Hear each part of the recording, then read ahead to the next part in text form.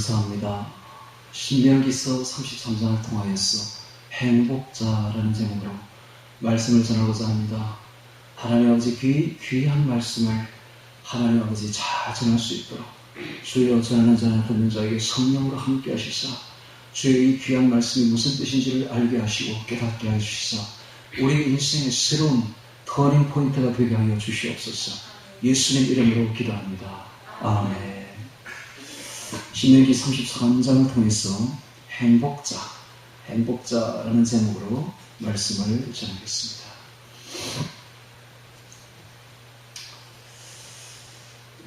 주님께서 요한일서 3장 3절에 이런 말씀을 하십니다. 주를 향하여 이 소망을 가진 자마다 그의 깨끗하신 같이 자신을 깨끗하게 하느니라 라는 말씀이 있습니다.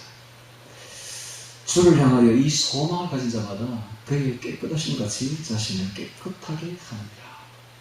그래서 우리 주님이 지금 가까이 다가오고 계신데 그 주님을 만나려면 우리가 깨끗해야 된다는 사실이죠.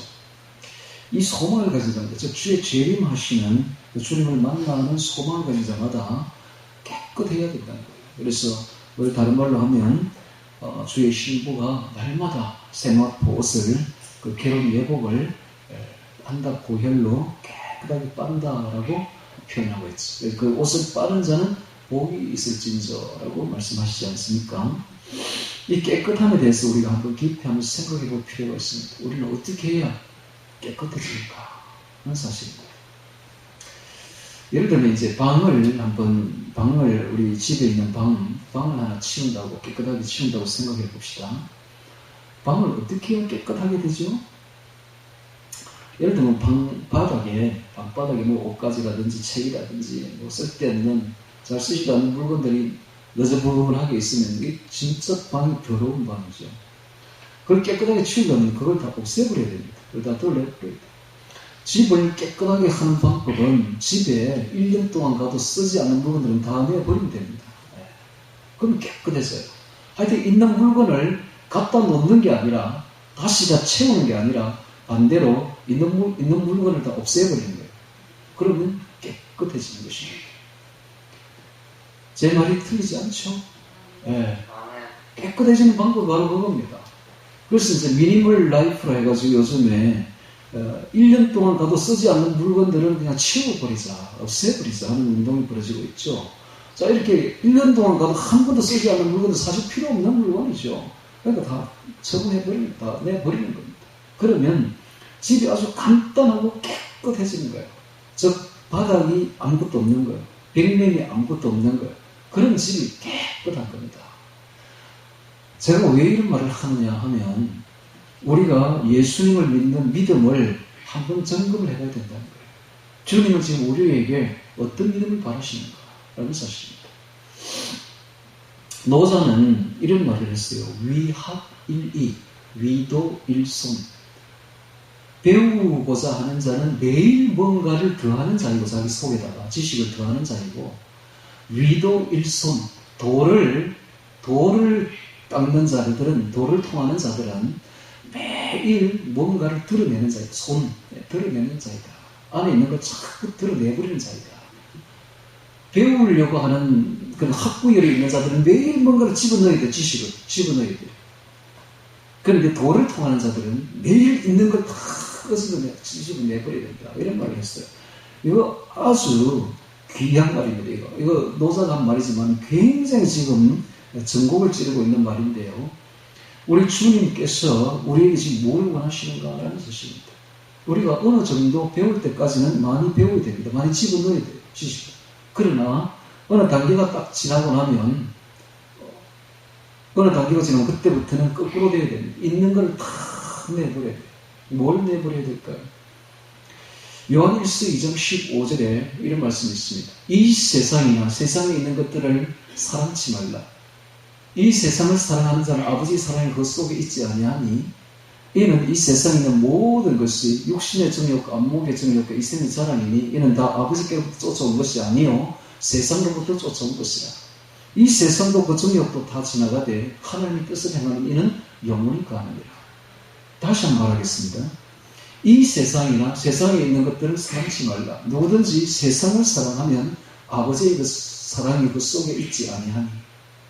세상을 사랑하는 것과 아버지의 사랑은 공존하지 못합니다. 그러므로 하나님의 사랑이, 주님의 사랑이, 주의 사랑이 우리 속에 거하게 하려면 우리 속에 있는 세상을 사랑하는 마음을 버려야 된다. 둘 중에 하나를 택해야 됩니다. 둘 다 공존할 수는 없는 거예요.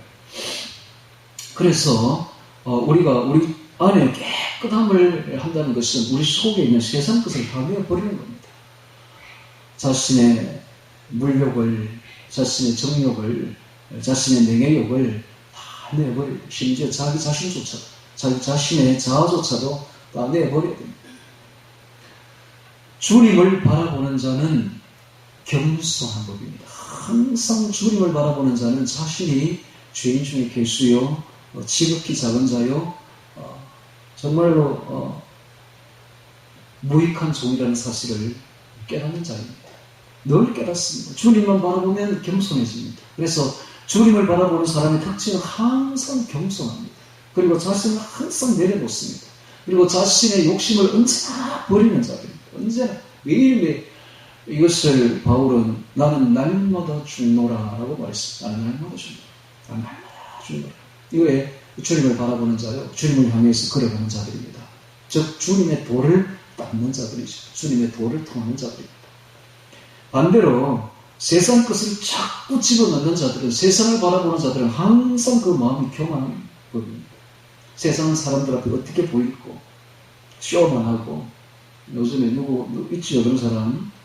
항상 세상 사람들이 그렇게 잘 보일까 요것만 생각하고 쇼만 하는 거예요. 쇼만 하고, 어떻게 교만하고, 어떻게 자기 잘난 것만 드러내려고 하고, 이렇게 된다는 사실입니다. 그래서 우리가 주님을 바라보고 행복자가 되려면, 행복이라는 게 딴 게 아닙니다. 행복은 주의 사랑이 넘치는 겁니다. 행복이. 행복자라는 말은 주의 사랑이 그냥 넘치는 것. 이게 바로 행복자입니다. 주의 사랑은 어떻게 올까요? 주의 사랑은 바로 성령으로, 말씀으로 옵니다. 주님께서 어떻게 우리에게 나타나는가? 성령으로, 성령 충만으로, 또 말씀 충만으로 나타납니다. 주님은 언제나 우리에게 어떻게 나타나시는가? 바로 말씀으로 오십니다. 말씀이 우리에게 오시면 주님의 나타나심입니다. 주님의 임재하심이 되는 것이죠. 주님은 말씀으로 언제나 구약시대부터 신약시대까지 언제나 말씀으로 우리에게 오신다는 사실입니다. 그것이 바로 주의 나타나심입니다. 주의 임하심은 언제나 말씀과 성령으로 오십니다. 그래서 우리가, 그것이 주의 사랑입니다. 사랑. 주님이 우리를 사랑한다는 것은 주의 말씀과 성령으로 오신다는 겁니다. 주님이 우리를 사랑하게 되면, 그 사랑이 넘치게 되면, 이게 바로 행복자입니다. 행복자. 이 행복자가 되기 위해서는 세상 것을 초연해야 됩니다. 세상 것을 버려야 됩니다. 그런데 지금까지 우리나라 교회는 너무나 잘못된 길을 걸어, 이 반대의 길을 걸어온 거죠. 언제나 세상 것을 그냥 가지려고 합니다. 세상의 물질을, 세상의 명예를, 세상의 정욕을 가지려고 해요. 가지려고 하다 보니까 세상 거 꽉 채워보세요. 여기 하나님의 사랑이 있는가? 하나님의 사랑은 거기 없습니다. 복하면서 세상의 물질에만 복을, 개념을 두고 그걸 자꾸 예수 믿으면 잘 산다더라, 돈 많이 번다더라, 뭐 이래가지고 세상 물질만 채우려고 하다 보니까 그 결론이 어떻습니까? 하나님의 사랑은 거기 없는 거예요. 오늘 우리는 반대로 가야 됩니다. 반대로. 이제는 터닝 포인트를 해야 됩니다. 완전히 반대의 길을 걸어야 됩니다. 시각을 하늘로 이제는 고정하고 세상 것에 초연해야 됩니다. 세상 것을 버려야 돼요. 내 속에 있는 세상의 물욕, 정욕, 명예욕을 다 버려야 됩니다. 세상 욕심을 다 내버려야 돼요. 그래서 무욕의 삶을 살아야 됩니다. 무욕의 삶을 살지 않는다면 절대로 예수님의 사랑이 우리와 공존할 수가 없습니다. 우리가 무욕, 즉 세상 욕심을 다 내려놓을 때, 그때 비로소 예수님의 사랑이 우리 안에 들어오게 됩니다. 예수님과 함께 생활하게 되고, 예수님의 말씀이 우리 안에 있게 되고, 주의 사랑이 넘쳐나게 되는 것입니다. 이 상태가 바로 행복자가 되는 것입니다. 행복자. 제가 오늘 아침에 깊은 생각을 하다가 일어나서 컴퓨터 앞에 앉아가지고 세 글자를 쳤어요. 뭐라고 치면 김일성. 이 김일성에 대해서 좀 알아봐야 되겠다. 도대체 이 어떤 인간인가, 이 인간이. 그래 알아보니까 그의 어머니가 강반석, 그의 어머니의 아버지, 외할아버지죠. 외할아버지가 이름 까먹었는데, 이 사람이 강동욱이든 그러는데, 이 사람이 목사예요, 목사고, 개척교회를 두 군데나 개척해서 두 군데나 이렇게 시무를 했던 아주 대단한 분이더라고요. 그의 아버지 이름은 김형지.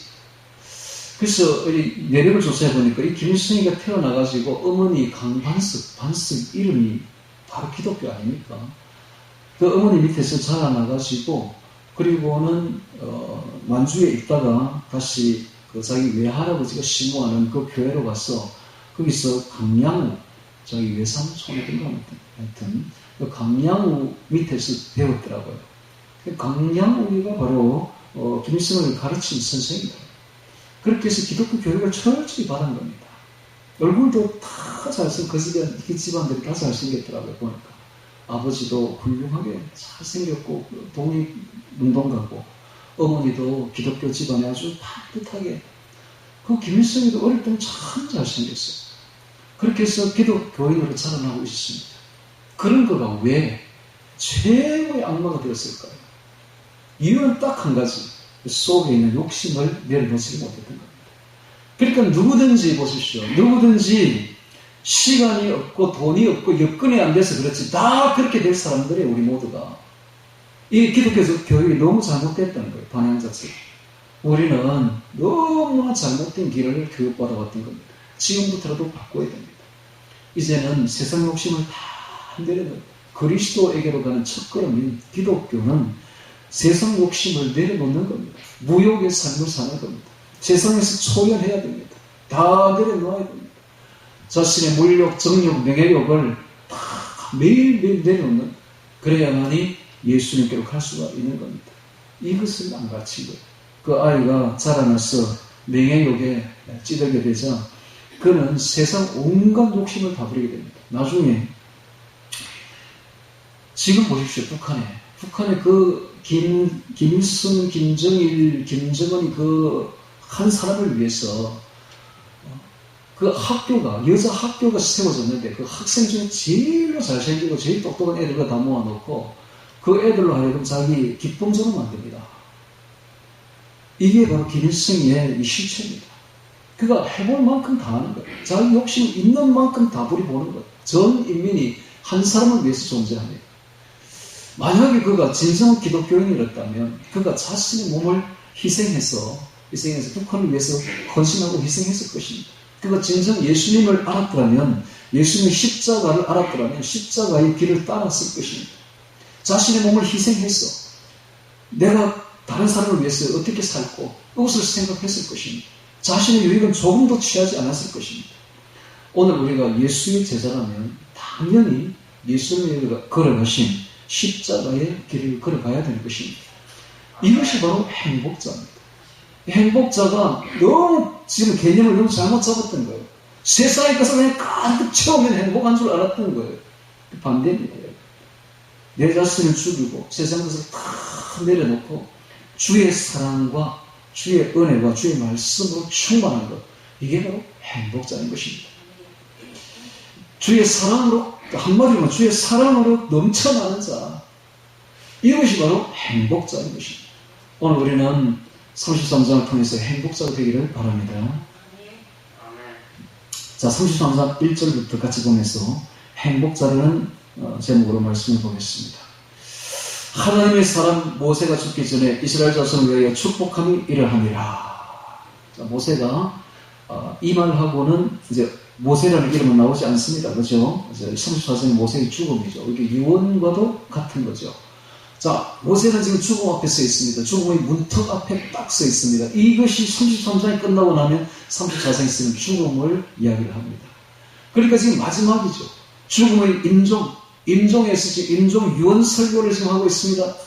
그가 마지막으로 섰을 때에 그의 모세의 일생을 한마디로 표현하면 그는 하나님의 사람이었다. 라는 것입니다. 하나님의 사람. 오늘 우리도 마찬가지입니다. 우리도 지금 임종 앞에 섰을 때, 죽음이라는 문 앞에 섰을 때, 죽음은 우리의 이 생을 끝내고 지금 영원한 세계로 들어가는 관문입니다. 이때에 그 사람에게 단 한마디의 말로 그를 일생을 표현하는 말이 이제 있는 것입니다. 우리도 이 말을 들으려면 그는 하나님의 사람이었다. 그는 그리스도의 사람이었다.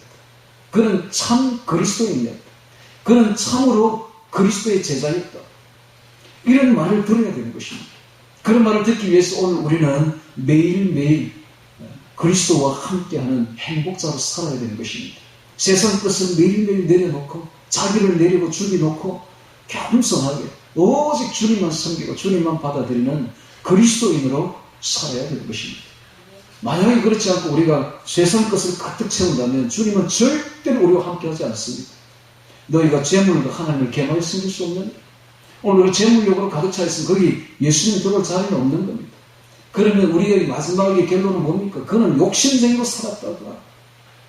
그는 아주 음란한 자로 음행을 늘 생각하는 음란한 자로 살았다더라. 음란한 자가 되는 겁니다. 그는 아주 세상 명예를 못 잡아먹어가지고 맨날 세상 물질에 세상 명예에 얽힌 추악한 인간이었다더라. 이렇게 될 거 아닙니까? 우리 인생이 결론이. 그러나 우리가 세상의 모든 걸 다 내려놓고 오직 주님만을 추구하면서 살았다면 그는 진실로 참된 그리스도인이었다 하고 결론이 날 겁니다. 오늘 우리가 말한 모세와 같이 이런 이 아주 명예로운 이름이죠. 그는 하나님의 사람이었다. 하나님의 사람 모세가 죽기 전에 얼마나 영광된 이름입니까? 오늘 우리도 이런 영광된 이름을 가지기를 바랍니다. 자, 2절에 봅니다. 여호와께서 시내 산자가 빠졌어요. 시내산에서 오시고 세일산에서 일어나시고 바란산에서 비치시고 이 세 산이 광야 40년을 대표하는 산입니다. 이 세 산에서 광야 40년에 큰 이벤트들이 있었고 이 세 산을 오가면서 광야 40년을 방랑하고 했던 것이 광야 생활이었습니다. 광야 생활의 대표가 시내산, 세일산, 바란산입니다. 바란산에서 비치시고 1만 성도 가운데에서 강림하셨고 그 오른손에는 불같은 율법이 있도다. 불같은 율법을 뭐라고 표현합니까? 불이라고 표현합니다. 왜 불인가? 율법을 지킬 때는 행복하지만 율법을 어길 때는 불같은 심판이 기다리고 있기 때문에 그래서 주름한 율법, 불같은 율법이 있도다라고 말하고 있습니다. 3절에 여호와께서 백성을 사랑하시나니 그의 모든 성도가 그 수중에 있으며 주의 발 아래 앉아서 주의 말씀을 받는도다. 하나님의 계시와 사랑을 나타내고 있습니다. 이 말씀을 발 아래 앉아서 말씀을 받는 이것이 주의 사랑을 받는 비결입니다. 주의 사랑은 언제나 말씀으로 나타납니다. 주의 나타나심은 언제나 말씀으로 나타나십니다. 그래서 우리가 주의 발 아래 앉아서 그의 말씀을 받는 것, 이것이 주의 사랑을 받는 비결입니다. 하나님은 언제나 우리가 주님께 기도하면 말씀으로 임하십니다. 말씀으로. 음성으로 임하시고 말씀으로 임하십니다. 그러므로 그 말씀을 우리가 받게 되면 그것이 바로 주의 사랑이 되는 것입니다. 그래서 우리가 늘 기도할 때에 달라고만 하지 말고 달라고는 5분만 하면 되죠. 나머지 시간 뭐 해야 되는가? 주의 사랑을 받아야 됩니다. 주의 사랑은 어떻게 옵니까? 주의 음성으로 들어옵니다. 주의 말씀이 기억으로 들어오고 말씀을 깨달음으로써 우리가 깨달아지고 좀 더 주님께 가까이 나가게 되는 것이죠. 주의 말씀이 우리 안에 거하게 되는 이게 바로 주의 사랑입니다. 주의 사랑은 그래서 성령과 말씀으로 넘쳐나게 되는 것이죠. 오늘 우리가 주의 사랑으로 말씀으로 넘쳐나게 되면 이게 바로 행복자가 되는 것입니다. 말씀을 받는도다. 자, 이것이 주의 발 아래 앉아서 주의 말씀을 받는 이것이 전통적인 이스라엘의 교육법입니다. 랍비들은 의자에 앉아있고 제자들은 이렇게 땅바닥에 그냥 주저앉아서 발 아래 탁 앉아요. 그래서 언제나 발 아래 앉는다라고 표현합니다. 그래서 문답식으로 늘 가르쳐요. 제자가 이렇게 뭘 물어보면 스승님 이게 무엇입니까? 라고 물어보면 그 무엇입니까 하는 묻는 것만 답하는 것이 아니라 그 외에 많은 걸 가르쳐줘요. 자, 물었기 때문에 눈빛을 반짝이며 듣는 겁니다. 이게 바로 유대식 교육법이에요. 그냥 일반적으로 가르치면 잘 안 들어요. 왜? 내가 원하는 게 아니니까. 그런데 문답식으로 하면 내가 원하는 걸 물었는데 대답해 주는 거 얼마나 듣겠어요. 그래서 눈을 반짝이면서 듣는 겁니다. 그 다음에 이스라엘 교육법은 우리나라처럼 가만히 책만 이렇게 입 딱 다물고 책만 이렇게 보는 게 아니라 항상 떠듭니다.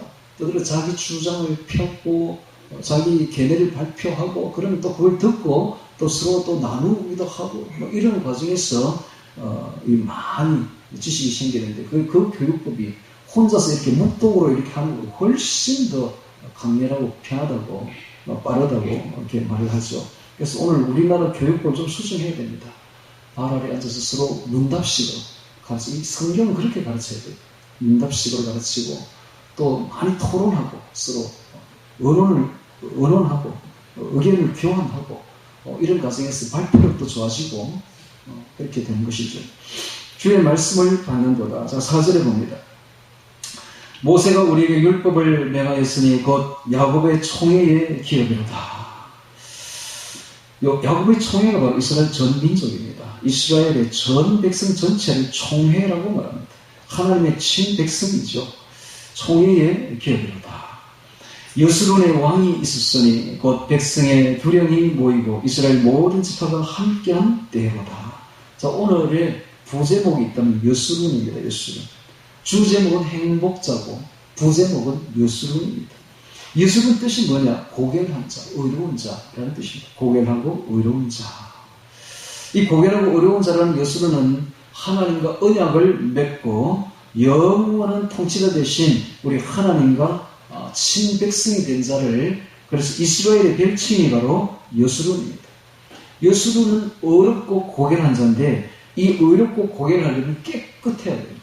이 깨끗하려면 자신의 속에 있는 세상 것을 다, 애국 것을 다 빼내야 됩니다. 빼낸 자만이 진정한 이스라엘이 될 수가 있는 겁니다. 오늘 우리가 이 세상에 살고 있지만 이 세상 애국 것을 다 없애버려야 됩니다. 매일매일 빼내야 됩니다. 매일매일 깨끗하게 청소해야 됩니다. 그리고 이 속에 이 광야에 사는 날 동안 오직 주님의 것으로만 가득 채우면 됩니다. 주의 말씀으로, 주의 사랑으로, 주의 성령으로 채우는 것, 이건 바로 여수론이죠. 그래서 이렇게 되면 어떻게 되느냐? 고결한 자가 됩니다. 그리고 의로운 자가 되는 것이죠. 오늘 우리 성도들이 의로운 자, 고결한 자, 여수론이 되어야 됩니다. 자, 6절에 보겠습니다. 자, 6절부터 이제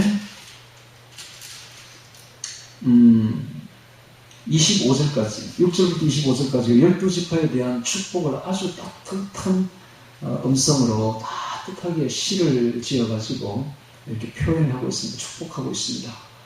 시는 우리 속에 있는 것을 아주 짧은 문구로 가지고 함축하여 표현하는 것을 운율에 맞추어서 표현하는 고도의 문학적인 기법을 시라고 말하는데, 이 몇 구절 안 되는 이걸 가지고 시로 표현해서 아주 많은 걸 함축해서 축복을 하고 있습니다.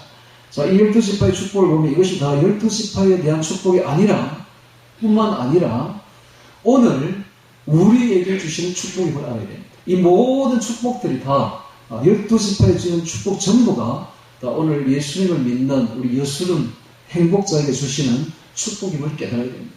지금부터 로벤부터 보도록 하겠습니다. 6절 봅니다. 로벤은 살고 죽지 아니하며 그 일수가 적지 않기를 원하도다. 로벤이 비록 범죄했지만은 하나님께서는 그가 살고 죽지 않기를 바랐습니다. 또한 그 인수가 적지 않기를, 많기를 원합니다. 이것이 바로 축복이죠. 범죄한 자지만 회개하고 돌아온 자에게 하나님께서는 이런 축복을 내려주시는 것입니다. 두 번째, 유다 지파에 대한 축복을 보겠습니다. 유다에 대한 축복은 이러하니라. 일렀으되 여호와여 유다의 음성을 들으시고 그 백성에게로 인도하옵시며 그 손으로 자기를 위하여 싸우게 하시고 주께서 도우사 그로 그 대적을 치게 하시기를 원하나이다 하고 축복합니다. 메시아 그리스도가 바로 왕이십니다. 왕에 대한 축복을 하고 있습니다. 그 백성을 인도하는 것은 바로 왕입니다. 또한 그 백성을 위해서 대적과 싸우는 것도 왕인 것입니다.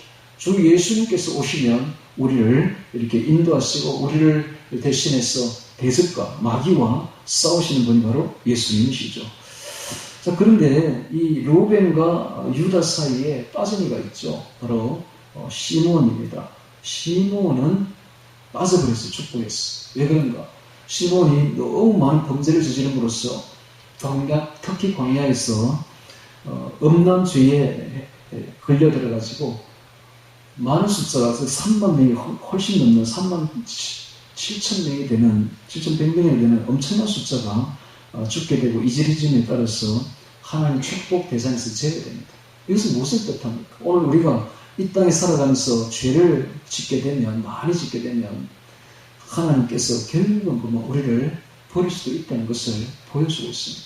그래서 언제나 세상 것 죄에 들어가지 마시고 들어가더라도 빨리 회개하고 주님께로 빨리 돌이켜야 됩니다. 우리가 죄를 안 지을 수는 없지만 죄를 지었을 때 빨리 돌이키는 그 사람이 현명한 사람입니다. 그리고 언제나 주님의 말씀 속에, 주님의 음성 속에, 주님의 성령 속에 충만해야 되는 것입니다. 자, 8절에 레위에 대해서 축복합니다. 주의 등민과 우림이, 주의 뜻을 묻는 도구가 제사장이 가슴 속에 넣은 그 돌멩이가 등민과 우림인데, 이 등민과 우림은 예스와 노를 뜻합니다. 즉 제사장이 하나님께 뭘 물어보고 할까요? 하고 물어보고 이렇게 손을 쑥 가슴에 집어넣어서 툭 꺼냈는데 등민이 나왔다 이러면 예스입니다. 예스. 그러면 하라는 뜻이죠. 그런데 우림을 또 꺼내면 노입니다. 하지 말라는 뜻이죠. 그래서 주의 뜻을 묻는 이 도구인데 이것은 바로 제사장이라는 뜻입니다. 그래서 레위가 제사장이 된다라는 뜻입니다. 우림, 등민과 우림의 주의 경건한 자에게 있도다. 주께서 그를 맞서에서 시험하시고 머리만 물가에서 그와 다투셨도다. 그는 그 부모에게 대하여 이르기를, 자, 맞서와 머리만 물가에서 바로 금송아지 우상 숭배가 있었는데, 그때에 레위가 하나님 편에 서서 칼을 빼고 그의 친 형제들을 아끼지 아니하고 돌이켰습니다. 즉 인정보다는 하나님의 공의를 더 앞세운 사람들이었습니다. 그래서 이 사람들이 제사장으로 세워주신 거예요. 자, 여기 보면, 자, 여기서 잠시만 하마르티아에 대해서 이야기를 하겠습니다. 하나님께서는 죄를 뭐라고 말하냐면 하마르티아라고 말합니다. 하마르티아. 이 하마르티아는 관역에서 벗어난 자라는 뜻입니다. 이게 바로 죄입니다. 죄. 관역이 뭘까요? 관역은 바로 하나님의 뜻입니다. 즉 하나님이죠. 하나님의 뜻에서 벗어난 자가 바로 죄인이라는 뜻입니다. 예를 들면 이런 겁니다. 하나님께서 살인하지 말라 했는데 살인을 하면은 제일 큰 죄인이 되는 것이죠. 그런데 하나님께서 죽이라고 했는데 안 죽이면 그게 또 죄인이 되는 겁니다. 사울을 보십시오. 사울을 보고 아말렉을 가서 다 진멸하라 라고 말을 했는데 사울이 가만 보니까 이 세상 자랑을 좀 하기 위해서 아각 왕을 죽이지 않고 살리고 돌아왔습니다. 그리고 또 다 진멸하라고 했는데 좋은 소나 양 같은 건 다 살려가지고 좋으니까 가지고 온 거예요. 여기에 하나님이 진노하신 겁니다. 그래서 이 사건으로 사울은 폐위가 됩니다. 폐위가 되고 대신 다윗이 왕이 된 것이죠. 죽이라고 하면 죽이는 게 그게 정의요, 선입니다. 하나님의 뜻대로 가야 돼요. 하나님이 하라는 대로 해야 됩니다. 이것이 바로 선이에요. 이게 정의입니다. 근데 하나님이 하라고 했는데 하지 않는 것, 즉 하나님의 그 관역, 목표를 맞추지 않는 것, 이게 바로 죄입니다. 죄. 자, 이것이 하마르티아입니다. 그래서 오늘 우리가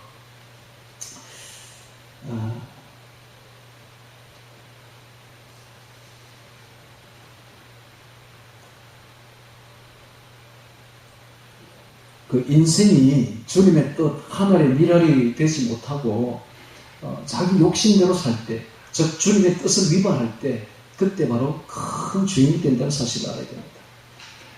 요한복음 12장 24절에 주님께서 말씀하시기를, 내가 진실로 진실로 너에게 이르노니 하늘의 밀이 땅에 떨어져 죽지 않으면 하늘 그대로 있고 죽으면 많은 열매를 맺느니라. 이 세상에서 자기 생명을 사랑하는 자는 잃어버릴 것이요, 이 세상에서 자기 생명을 미워하는 자는 영생하도록 보존하리라 라고 했습니다. 이 세상에서 자기 생명을 사랑하는 자, 즉 물욕, 정욕, 명예욕, 세상 욕심을 사랑하고 그것을 추구하는 자들은 영원한 생명을 잃어버릴 것이요, 이 세상에서 자기 생명을 미워하는 자는 즉 자기 욕심을 내려놓고 자기를 내려놓고 자기를 미워하며 자기를 십자가에 못 박으며 주님을 위해서 헌신하고 희생하는 자들은 영생하는 복을 받을 것이다 라고 말씀하신 것입니다. 오늘 우리가 죄인이 무엇인가를 깊이 깨달아야 됩니다. 하마르티아입니다. 하나님의 뜻을 관여를 벗어나면 왜 죄인이 되는 겁니다. 이 레위인들이 죽이라고 했을 때에 죽이니까 의인이 된 거예요. 그래서 그들이 제사장이라는 큰 축복을 받게 됩니다.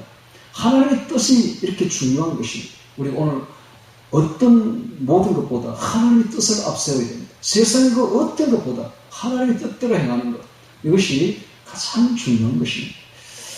다시 레위에 대해서 보도록 합니다. 그래서 그들은 형제와 부모와 다툰 사람들입니다. 9절에 그는 그 부모에게 대하여 이르기를 내가 그들을 보지 못하였다 하며 그 형제들을 인정치 아니하며 그 자녀를 알지 아니한 것은 주의 말씀을 준행하고 주의 언약을 지킴을 인함이로다. 금송아지 사건 때에 그들은 허리에 칼을 차고 단호하게 혈육들을 도륙했습니다. 이로 인해서 하나님의 공의를 실현시키고 만족시킨 것이죠.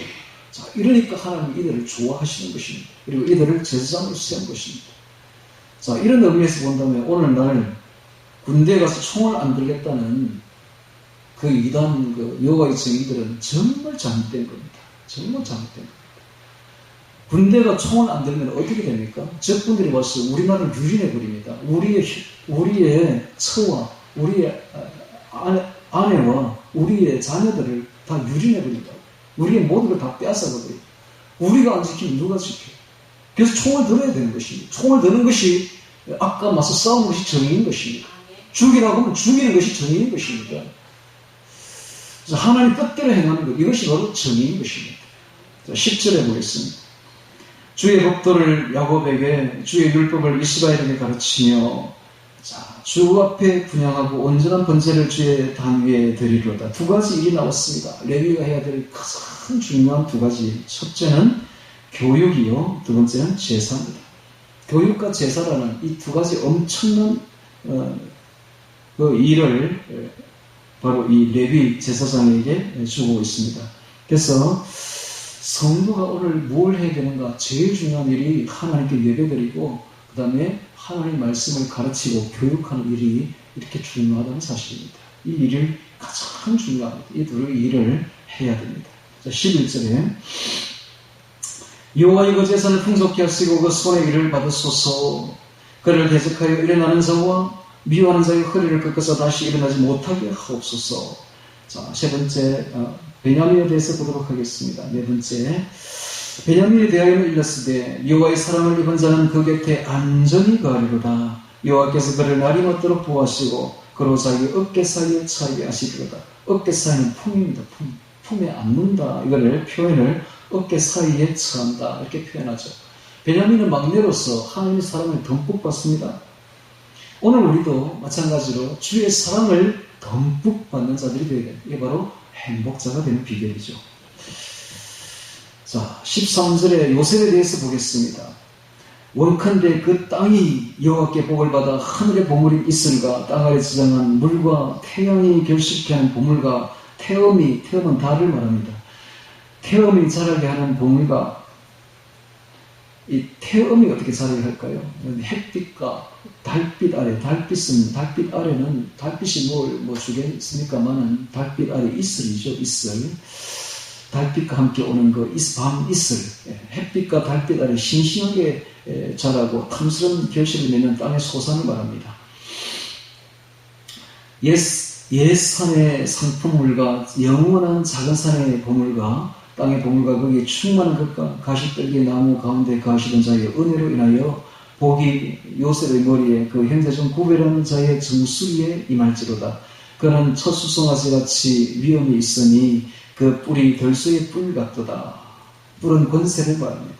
이것으로 열방을 받아 땅끝까지 이르리니 곧 에브라임의 만만이요 므낫세의 천천이리로다. 실제로 이 예언 이대로 므낫세는 요단 동편과 요단 서편의 반반씩 나누어지게 되는데 가장 비옥한 땅을 차지하게 됩니다. 동편인 길르앗이라는 가장 비옥한 땅을 차지하게 되고, 그 다음에 에브라임도 요단 서편에서 가장 비옥한 평야를 차지하게 됩니다. 그래서 이스라엘 땅 중에서 가장 비옥한 곳을 바로 이 에브라임과 므낫세, 즉 요셉이 차지하게 된 것이죠. 자, 18절에 스불론에 대하여는 일렀을 때, 스불론이여 너는 나감을 기뻐하라. 이 나감은 밑에 이사갈과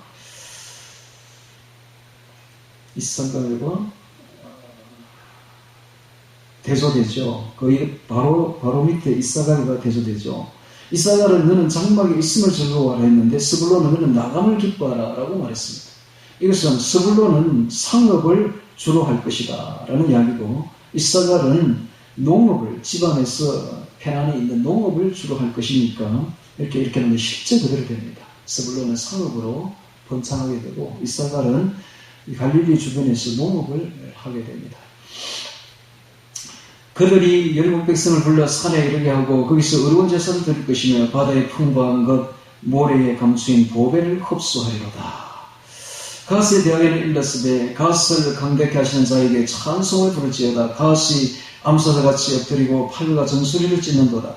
자, 이 갓, 그 다음에 므낫세 반지파, 그 다음에 르우벤, 이 세 지파는 요단 동편을 먼저 기업을 얻는데, 그 대신에 가나안 전쟁에서 선봉에 서게 됩니다. 맨 앞장서서 전쟁을 치르게 되는데, 이 갓이 그렇게 용맹스러웠다고 합니다. 그렇기 때문에 이런 축복을 주시는 거예요. 딱 그 축복대로 되는 것이죠. 암사자같이 엎드리고 팔과 정수리를 찢는도다.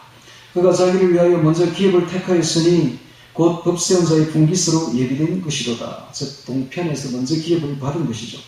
그가 백성의 두령들과 함께 와서 여호와의 공의와 이스라엘과 세우신 법도를 행하도다. 자, 용맹한 자는 약한 자를 유린하고 약한 자를 압제할 것이 아니라, 용맹한 자는 가난하고 힘없는 자를 위해서 법과 공의를 세우고 법도를 행하는 자가 되어야 된다는 사실을 보여주고 있습니다. 자, 22절에 단에 대하여는 일렀으되 단은 바산에서 뛰어나오는 사자의 새끼로다.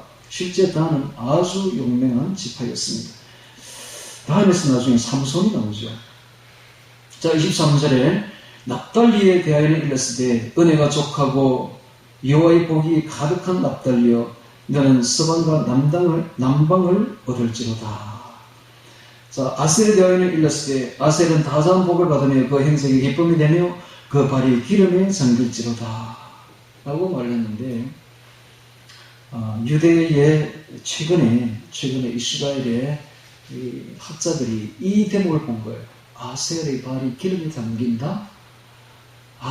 그래서 이 아셀 지파 바로 옆에 있는 그 지중해 탐사를 한 거예요. 그랬더니 어마어마한 유전이 발견된 겁니다. 하나님은 말씀이 아주 다중적으로 다 이루어져 있어가지고 영적으로도 해석이 되지만 이게 직접적인 또 해석도 되고 막 그래요. 그래서 이 아셀은 이 말을 딱 가지고 유전을 찾았는데 어마어마한 유전이 사우디아라비아보다 더 큰 그런 유전을 발견했어요. 지금은 그래서 완전 산업이 됐습니다. 그래서 처음에 거기서는 가스가 나왔고 가스도 엄청나요. 여기서 기름도 어마어마해요. 그러니까 누가 그걸 윤독을 데리고 있느냐? 바로 러시아는 돈이 없죠. 지금 돈이 없어가지고 5가구가 한 화장실을 쓸 정도로 그렇게 빈약하게 살고 있습니다. 이제 그들에게 필요한 것이 기름이에요. 기름만 확보하면은 어마어마한 부를 가질 수가 있죠. 그래서 이스라엘이 침공하게 됩니다. 그게 바로 앞으로 일어날 그 전쟁인 것입니다. 마지막 전쟁인 것입니다. 곡과 마곡의 전쟁이 바로 그렇게 이제 일어나는데, 그 배경이 되는 일이 지금 다 이루어졌어요. 지금 실제 이스라엘에는 엄청난 기름이 발굴이 되는데, 바로 이 구슬로 가지고 재밌죠. 이 구슬로 가지고 발견했다고 그럽니다. 아셀은 다자한 복을 받으며 그 행색이 기쁨이 되며 그 발이 기름에 잠길지로다. 내 문 빗장은 철과 못이 될 것이니 내 사는 날을 따라서 능력이 있으리로다. 자, 여기까지가 이제 12지파에 대한 축복이고, 자, 앞에도 여수론에 대한 축복을 이야기했는데, 자, 끝에도 여수론에 대한 행복자에 대한 축복을 이야기를 합니다. 여수론이여 하나님 같은 자 없도다. 그가 너를 도우시려고 하늘을 타시고 궁창에서 위엄을 나타내시는도다. 그가 너를 도우시려고 하늘에서 내려온다 이 말입니다. 하늘에서 내려온 분이 누굽니까? 바로 예수님이십니다. 하늘에서 하나님의 왕자를 내려놓고 정말 우리를 도우시려고 이 땅에 사람으로 오신 분이 있었는데 그분이 바로 예수 그리스도인 것입니다. 성육신을 뜻합니다. 영원하신 하나님이 너의 처소가 되시니 예수님이 이 땅에 오시니 임마누엘입니다. 우리의 처소가 되시니 우리와 함께 거하시는 하나님이 되신 것이죠. 우리의 처소가 되시니 자, 예수님 오실 것을 이렇게 시적으로 표현하고 있습니다. 그 영원하신 팔이 내 아래에 있도다. 그가 내 앞에서 대적을 쫓으시며 멸하라 하시도다. 이스라엘이 안전히 가며 야곱의 샘은 곡식과 새 포도주의 땅에 홀로 있나니 곧 그의 하늘이 이슬을 내리는 곳이로다. 이스라엘이여 너는 행복자로다. 여호와의 구원을 이같이 얻은 백성이 누구뇨? 자, 오늘의 주제문입니다. 이스라엘이여 너는 행복자로다. 여호와의 구원을 이같이 얻은 백성이 누구뇨? 라고 묻습니다. 이같이 하나님의 구원을 얻었다는 것은 하나님의 사랑을 받았다는 게 아닙니다. 하나님의 사랑을 넘치도록 받은 겁니다. 이것이 바로 구원받은 이스라엘입니다. 이게 바로 행복자의 여수론입니다. 오늘 바로 우리들을 뜻합니다. 우리가 이 수많은 사람들 중에 90억이나 되는 인구 중에 어떻게 예수님의 구원을 받았을까요? 정말로 놀라운 일입니다. 정말로 놀라운 일입니다. 웬 은혜인지 웬 사랑인지 정말 기적 같은 일이 벌어진 거예요. 오늘 저같이 이렇게 죄인 중에 계수가 지극히 작은 자가 정말 이런 무익한 종이 어떻게 예수님을 알게 됐는지, 예수님을 알고 은혜를 받고 구원을 받았는지, 주의 사랑을 받았는지, 웬 은혜인지 웬 사랑인지 정말로 이건 기적 중의 기적이죠. 이 정말 놀라운 이야기죠. 이 바로 행복자인 것입니다. 이 사랑을 간직하려면 어떻게 해야 돼요? 제가 처음 이야기했듯이 세상 것은 내버려요. 하나님과 재물은 공정하지 못합니다. 하나님과 욕심은 공정할 수가 없습니다. 욕심은 곧 우상 숭배인 것입니다. 탐하는 자는 곧 우상 숭배인 것입니다. 이 세상을 탐하지 말고 이 세상 것을 다 내려놓아 버려야 됩니다. 자기도 다 내려놓아 겸손하게 무욕으로 주님만 바라볼 때 그때 주의 사랑이 오시는 겁니다. 그래서 이 세상을 초연하게 살아야 됩니다. 그리스도인들은 세상 그 어떤 종교인보다 더 초연하게 세상을 다 내려놓아 버려야 됩니다. 오직 주님만을 위해서 희생하고 헌신하는 삶을 살아야 됩니다. 만약에 김일성이를 제대로 가르쳤더라면, 이런 말을 좀 했더라면, 그가 진정으로 깨달았다면 그가 그런 일을 했겠습니까? 자기 욕심을 위해서 오직 자기의 왕국을 세웠겠습니까? 그는 정말로 인민을 위해서 희생하는 사람이 되었을 것이고, 정말 그가 이 국민을 위해서, 이 백성들을 위해서 어떻게 내가 헌신할고 이것을 생각했을 것입니다. 그런데 기독교 교육이 잘못되어버린 겁니다. 그것이 비단 김일성뿐이겠습니까? 여건이 안 좋아졌고 시간이 안 좋아졌고 돈이 안 좋았을 뿐이지 우리 모두가 다 그런 거 아닙니까? 그러므로 오늘 우리는 회개해야 됩니다. 이제는 예수의 도를 닦는 사람들이 되어야 됩니다. 이제는 세상 것 다 내려놓고 매일매일 한 가지 내려놓아야 됩니다. 배울 것이 아니라 이제는 내려놔야 됩니다. 자꾸 집어넣을 것이 아니라 이제는 없애야 됩니다. 이제 완전히 방향을 다르게 해야 됩니다. 세상 것 다 없애버리고 내려놓고 그 청결한 마음속에 오직 주님만 주의 사랑만 넘치도록 채우고 주의 말씀만 넘치도록 채워서 주의 성령과 주의 말씀이 넘치도록 채워나기를 축복합니다. 이스라엘 너는 행복자로다. 여호와의 구원을 이같이 얻은 백성이 누구냐? 그는 너를 돕는 방패시여 너의 영광의 칼이시로다. 너의 대적이 너에게 복종하리니 내가 그들의 높은 곳을 밟으리로다. 이 높은 곳은 머리를 말합니다. 대적의 머리를 밟는 것이 바로 전쟁에서의 승리였습니다. 옛날에는 그랬습니다. 옛날에는 적의 왕을 잡아가지고 땅바닥에 눕혀놓고 가서 그 머리를 탁 밟습니다. 그러면 그 전쟁의 승리의 표가 된 것입니다. 예수님이 오시면 뱀의 머리를 밟으리로다. 여자의 후손에 오시면 뱀의 머리를 깨뜨리로다 하는 말이 창세기 3장 5절에 15절에 있지 않습니까? 최초의 원시 복음이죠.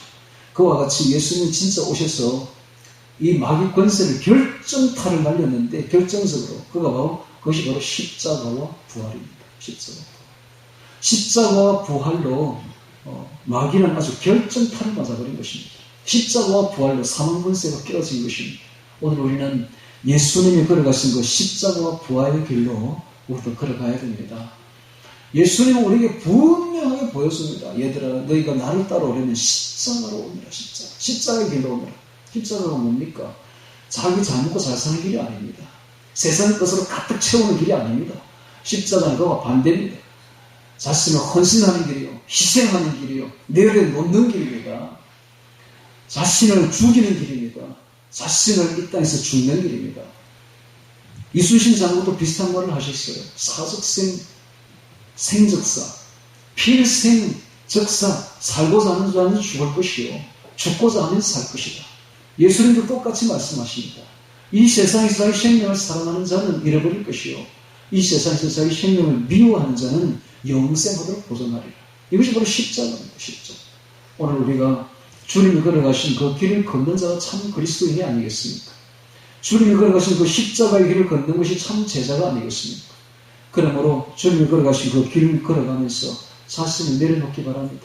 자신의 욕심을 다 내려놓고 무욕의 삶으로 겸손하게 자신을 다 내려놓고, 자아도 내려놓고 자기도 내려놓고 오직 주의 사랑만을 바라며 주의 사랑과 성령으로 넘쳐나는 행복자가 되시기를 주의 이름으로 축원합니다. 자, 오늘 말씀 행복자 기억하며 기도드리겠습니다.